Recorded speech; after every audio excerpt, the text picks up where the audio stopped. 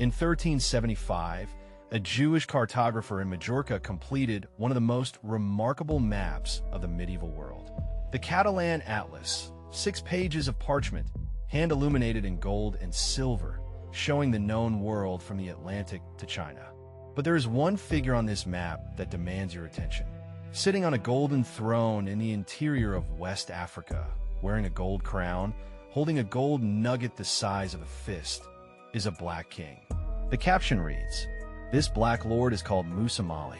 So abundant is the gold in his country that he is the richest and most noble king in all the land."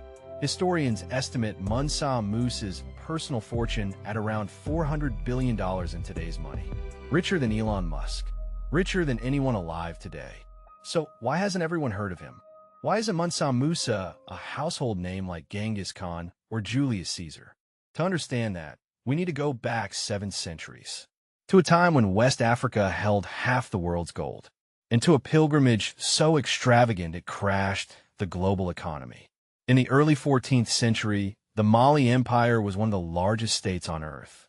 It stretched from the Atlantic coast deep into the Sahara, larger than Western Europe. It controlled 3 great gold fields, Bambuk, Beret, and Lobi, which produced roughly half of the world's gold supply. But Mansa Musa didn't just inherit gold. He inherited a sophisticated economic empire connected to the world through trans-Saharan trade routes, bringing salt and textiles from North Africa, sending gold and ivory in return.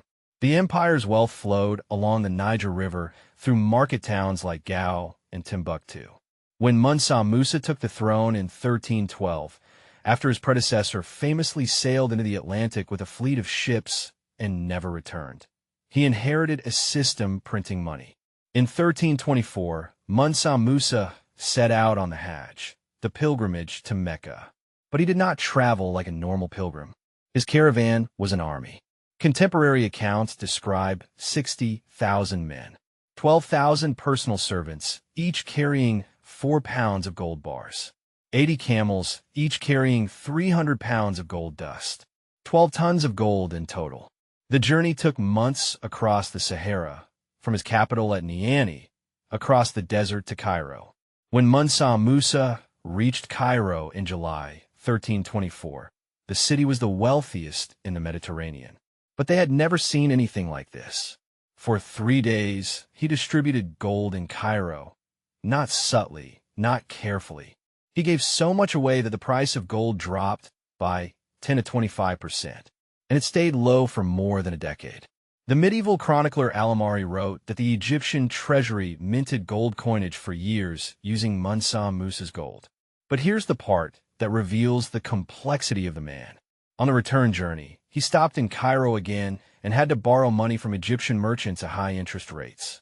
He had given away so much that he had run out of gold. The richest man who ever lived had to take out a loan to get home. But Mansa Musa didn't just give gold away. He invested it. On his return from Mecca, he brought back scholars, architects, and books. The Andalusian poet-architect Abu Ishaq al-Sahili designed the Jingareber Mosque in Timbuktu, built in 1327. Its mud brick minarets still stand today. He also established the Sankor Madrasa, a university that by the 16th century had 25,000 students and one of the largest book collections on earth. Scholars came from across the Muslim world to study astronomy, medicine, mathematics, and law in the city on the edge of the Sahara. Today, Timbuktu's manuscript libraries hold an estimated 300,000 manuscripts, containing everything from astronomy tables to legal codes to love poetry. They survived colonialism, climate, and jihadist occupation in 2012, when librarians risked their lives to smuggle them to safety. That is Mansa Musa's real legacy. Not gold, not wealth, but a city that became a beacon of learning. So why don't we know about him? The simple answer is that European history writing systematically erased the sophistication of pre-colonial Africa. Mansa Musa's Mali was not a primitive kingdom. It was a wealthy, organized, literate empire. When the Portuguese first reached the West African coast in the 15th century, they found sophisticated trading states that had been operating for hundreds of years. But the Catalan Atlas shows the strange asymmetry of history. Mansa Musa is there, on one of the most important maps of the medieval world. European kings and cartographers knew about him. They knew West Africa was rich, and then the knowledge faded. Colonial narratives recast Africa as a continent without history. Mansa Musa was demoted from the richest king in all the land to a footnote. Today, historians are rediscovering him. New Arabic sources are being translated. Archaeologists are excavating the trading cities of the Sahara. Slowly, the story of the richest man who ever lived is being told again. He crossed the Sahara with 60,000 men, crashed the global economy, built a university that housed 300,000 manuscripts, and then history forgot him. Maybe it's time to remember.